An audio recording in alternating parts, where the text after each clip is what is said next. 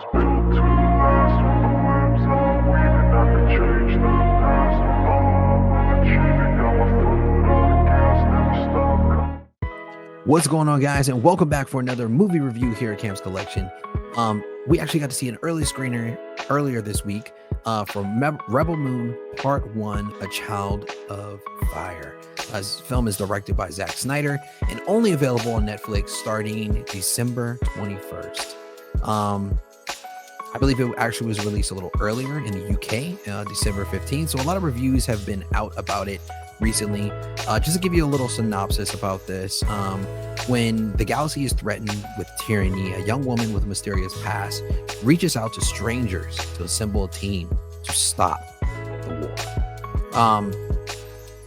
Listen, this film was pretty good. I saw a lot of ratings early on. Rotten Tomatoes, I believe, gave it like a 2. A lot of other spaces gave it really low ratings, anywhere from a 3 to a 4. I don't think it was that bad, to be honest with you. And I don't think it was bad at all. This film was very, very reminiscent of previous films we've seen by Zack Snyder with those slow motion one shots or, but I do think it was slightly overdone at some points. The stars of the show or of this film, Sofia Boutella, who plays Cora, Ed Skrein plays Admiral Atticus, who played such a great character. You just love to hate this guy as villains, honestly. The Ray Fisher as Damian Blood Axe, Anthony Hopkins, who had a really short role in this part 1. I'm pretty sure we're going to see more of him going on into part 2, and if there is a part 3, as Jimmy. And then we have Djimon Hounsou,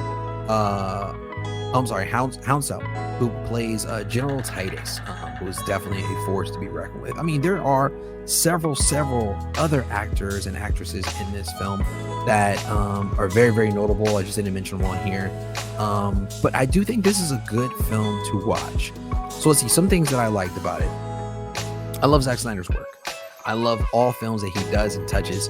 So for me, this is very reminiscent of BVS, Man of Steel, but with more of a galactic Star Wars type feel.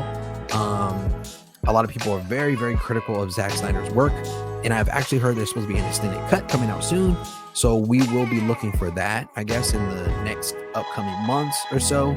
But my initial thoughts going to the theater, I really didn't have any type of, prerequisites of what I thought this film was going to be like, right? I don't know anything about Rebel Moon. I have no past history of, I believe, what the novelties or books are like. So for me, I was going in with a fresh slate, fresh start, which I think a lot of people should go into the film with, because if your expectations aren't raised super, super high, it's hard for a movie to let you down, to be honest with you. Now that might be a, half cup full, half cup empty type way to look at it, but it helps you really appreciate the artistry for what it is, I think, instead of comparing it to something else that it's just hard to compare to. I mean, films are made because they're different, not because they should be compared to different things. Things I did not like in this film. So I feel like not the one shot, but the slow motion fight scenes were a little bit overdone. It was very oversaturated. You could tell there were maybe like 4 or 5 different slow motion moments in this film. Like I said, this is a non-spoiler review, so I won't be giving too much details about any of the fight scenes, but I do think the action was amazing. The special effects and the depiction of these different planets and different galaxies was absolutely amazing, honestly. The special effects team actually killed it on here, and I think it's very reminiscent of Star Wars, of what we know, but it is completely different. It does not compare. Just the way that they were able to shape these planets and kind of give even the creatures in this film their own type of life. It's similar, but it's different at the same time, which I thought was really, really good and very fresh as well. But like I said, the action scenes that were slow motion were just a little bit overdone. Another thing I did, to go back to what I did like about this film, is that they actually took their time, right? They're taking their time with this to really tell a story from part 1, part 2, and maybe part 2, part 3, part 4. I'm not sure how far this is actually going to go, but I think Zack Snyder really took his time to not skip through, the characters' storyline or backgrounds of where these people come from that were being assembled on this team. Like, everybody has a special role, and a special niche that they're able to contribute to the team. And this story was almost like a Dungeons and Dragons team up. Like, I gotta grab this person here, I gotta grab a wizard, I need a gnome, I need an orc on my side, I need all these people with all these different skill sets so that we can take down the Empire at the end of this. One of my standout characters in here, of course, was Sofia Boutella, who plays Cora, who's the main character in here. She played this role so well, and I'm not sure if she used a stunt double in here, but she was knocking people left and right. Gunplay in here and the action scenes is not very gory or bloody, I would say, but it is very close to Watchmen, though, as far as like I guess the shootouts, and when you see people get taken out, they get taken out for real, Negan style, if that gives you an idea from The Walking Dead. And then another standout character that we will be seeing again, and I'm super excited about, is Ed Skrein, who plays Admiral Atticus, who is this power-hungry, take everything, give nothing type general or admiral that wants to prove his loyalty to the group or the tyrannies that he's a part of. I'm super excited to see what happens going forward in this film. Not just in this film, but later on with other films that are going to be related to this one. I'm excited to see what's on this extended cut as well, whenever that's released.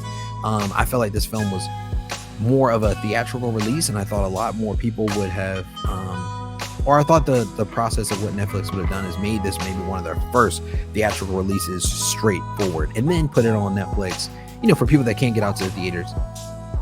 But it's almost about 3 hours long, I believe. It was a long movie. Like, it just kept going, and it wasn't like drawn out, because it kept having parts that made sense to tell the story that they were supposed to tell to get us to part 2, I think. And there was no parts that were skipped as well. I can reiterate that again. But I'm more excited to see the more character development of the people that we didn't see, like Anthony Hopkins' character Jimmy, as well as a little bit more background on General Titus. I would love to see that also. So they didn't tell a story about everybody, but I think they're saving that for part 2, which is giving us a little telltale that part 2 might be just as exciting and just as long as this film was, honestly.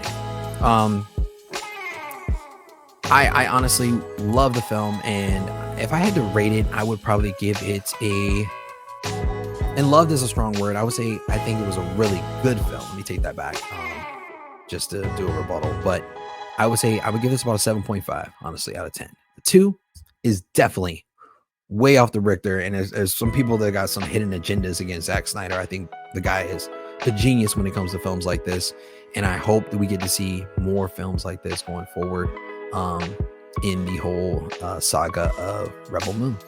For more content like this, you can check me out here in Camp's Collection, as well as more 6-scale reviews coming up soon. If you want to see more reviews that I do, as well as interviews, you can check me out at Big Gold Belt Media as well, at biggoldbeltmedia.com. But make sure you guys get out there and check out Rebel Moon, A Child of Fire, Part 1 on December 21st. Until next time, peace.